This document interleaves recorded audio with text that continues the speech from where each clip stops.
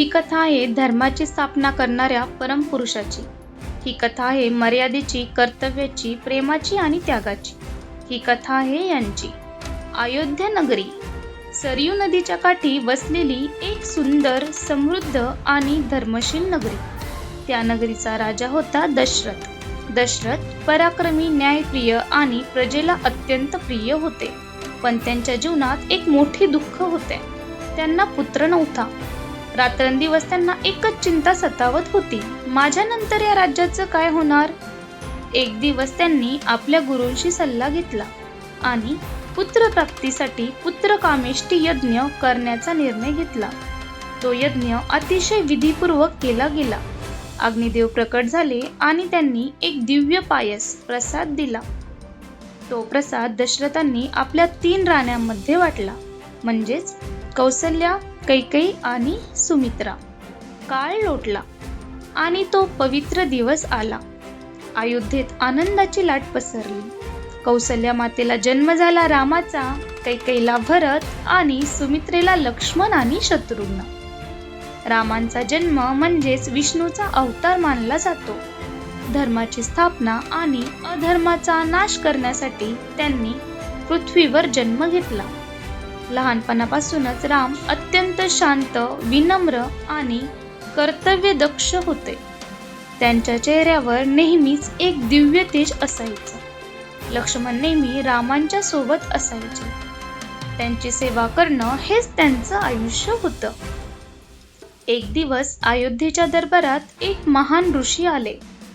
त्यांनी दशरथांना सांगितलं, मी यज्ञ करत आहे, पण राक्षस सतत अडथळा आणत आहेत. मला राम आणि लक्ष्मण यांची मदत हवी आहे. दशरथ घाबरले. राम अजून लहान आहेत, त्यांनी सांगितलं. पण राम पुढे आले. पिताश्री, हे माझं कर्तव्य आहे, त्यांनी नम्रपणे उत्तर दिलं. राम आणि लक्ष्मण ऋषी सोबत निघाले. जंगलात त्यांनी ताडका नावाच्या राक्षसीचा वध केला. यानंतर त्यांनी मारीच आणि सुबाहू यांना पराभूत केलं. ऋषींचा यज्ञ निर्विघ्न पूर्ण झाला. यानंतर ते मिथिला नगरीत पोहोचले, राजा जनकाची नगरी. तेथे एक मोठा स्वयंवर आयोजित करण्यात आला होता, राजकन्या यांचा. शर्त होती शिवधनुष्य उचलणं. अनेक राजे, योद्धे आले, पण कुणालाही ते धनुष्य हलवता आलं नाही. राम पुढे गेले, ते धनुष्य उचललं आणि ते तुटलं. तो आवाज संपूर्ण पृथ्वीवरती घुमला. सीतेने रामाला वरण केलं. तो क्षण म्हणजे धर्म आणि प्रेम यांचा संगम होता. विवाहानंतर सगळे अयोध्येला परतले. काही वर्षांनी दशरथांनी ठरवलं, रामाला राजा बनवायचं. संपूर्ण अयोध्या आनंदात होती, पण नियतीला काहीतरी वेगळंच मंजूर होतं. कैकेयीला तिच्या दासीने भडकवलं. तिने दशरथांकडे तिचे 2 वर मागितले. त्यामध्ये पहिला म्हणजे भरताला राज्य आणि दुसरा वर म्हणजे रामाला 14 वर्षाचा वनवास. दशरथ हादरले, पण त्यांनी दिलेलं वचन मोडू शकत नव्हते. रामांनी शांतपणे निर्णय स्वीकारला. त्यांच्या चेहऱ्यावर ना दुःख होतं ना राग होता. सीता म्हणाली, पत्नी म्हणून माझं कर्तव्य आहे आणि मी तुमच्या सोबतच येणार.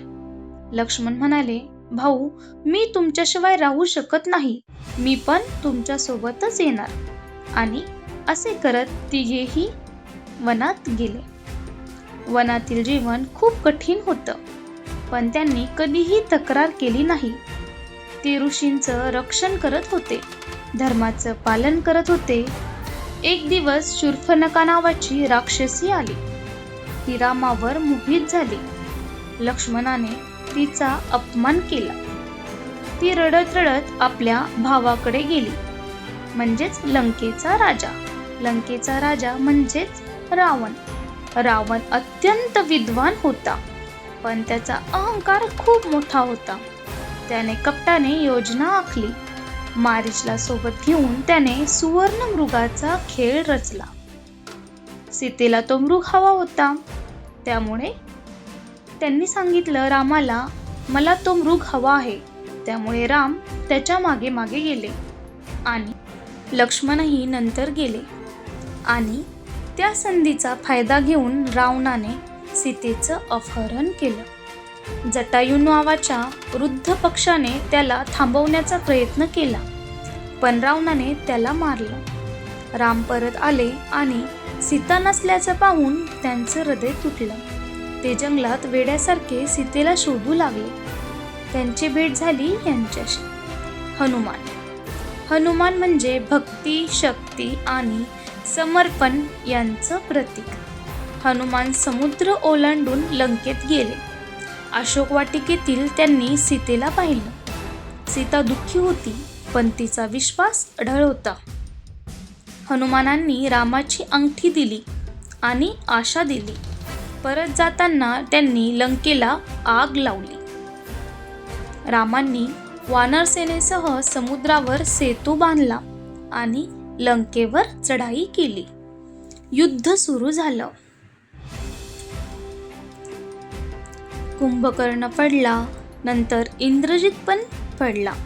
लक्ष्मण जखमी झाले म्हणून हनुमानांनी संजीवनी घेऊन आले आणि त्या संजीवनीने लक्ष्मणाचे प्राण वाचवले. शेवटी राम आणि रावण समोरासमोर आले. एक महान युद्ध झालं आणि शेवटी रावणाचा भाऊ म्हणजेच विभीषण याने रामाला सांगितलं आणि त्यामुळे रामांनी रावणाचा वध केला. धर्माचा विजय झाला. रामांनी सीतेला परत घेतलं आणि अयोध्येला परतले. रामराज्य सुरू झालं. सुख, शांती आणि न्यायाचा काळ. पण समाजाच्या शंकेमुळे रामांना एक कठीण निर्णय घ्यावा लागला. सीतेला वनात पाठवावं लागलं.